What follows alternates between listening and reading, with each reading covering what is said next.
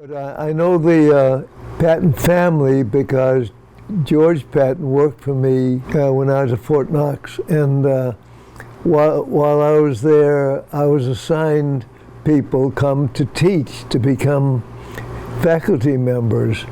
Well, at Fort Knox at that time, you couldn't get on to teach until you completed successfully an instructor training course. That was 1 week. So when George was assigned to my tactics division, brand new officer, before he could teach, he had to take and pass the instructor training course. And of course, he had the Patton name, which was a tremendous handicap.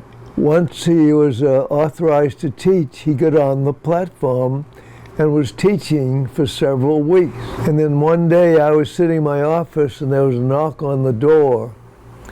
And I said, "Come in," and it was Captain George Patton Jr., III. I said, "Come in, George, have a seat, what's up?"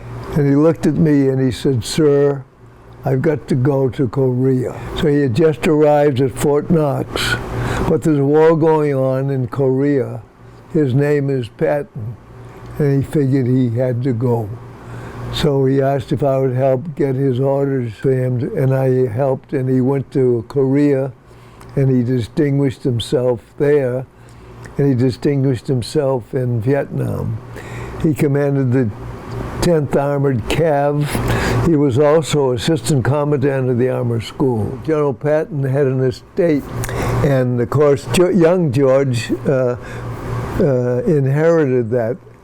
And the home is a big home. It was half museum, half home.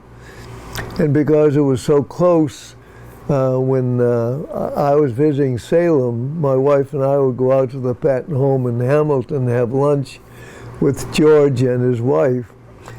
In fact, young George and his wife were young people when we had this tour at Fort Knox, and my wife was sort of a mentor to young George's wife.